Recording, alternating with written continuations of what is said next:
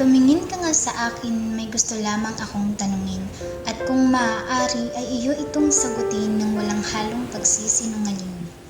Matagal ko na kasing napapansin ang lungkot sa iyong mga mata at ang pilit mong mga pagtawa. Kamusta ka ba talaga?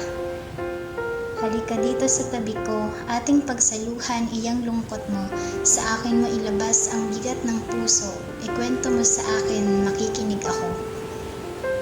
Pagmasdan mo ang alon sa pampang, ang hampas nito ay hindi pangkaraniwan. Nagiiwan ito ng marka sa buhanginan, tanda ng sama ng kanyang kalooban. Gawin mo rin akong isang dalampasigan. Sa akin mo ibuhos lahat ng lakas, hanggang mag-iwan ito ng bakas, hanggang ang iyong mga hampas ay maubusan na rin ng lakas. Handa kong saluhin ng lahat ng iyong galit, huwag lang kitang makitang umiiyak ng paulit-ulit. Gawin mo akong buhanginan at ikaw ang alon na lagi kong aantabayanan.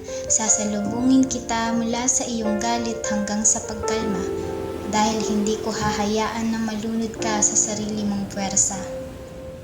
Kaya halika, hayaan mo akong sagipin ka. Ituring mo rin akong laruan at aaliwin kita kung kinakailangan.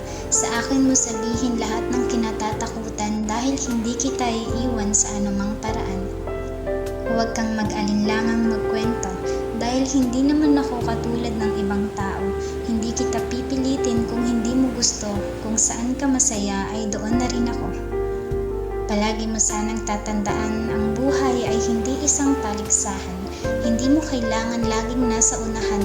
Ang mahalaga ay may kahulugan ng iyong mga paglalakbay. Hindi mo kailangang ipakita sa mundo ang iyong bawat tagumpay at mga panalo. Wala kang dapat patunayan sa mga tao.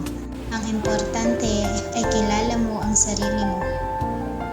Ibigay mo sa akin ang iyong mga kamay, pangakong hindi kita bibitawan.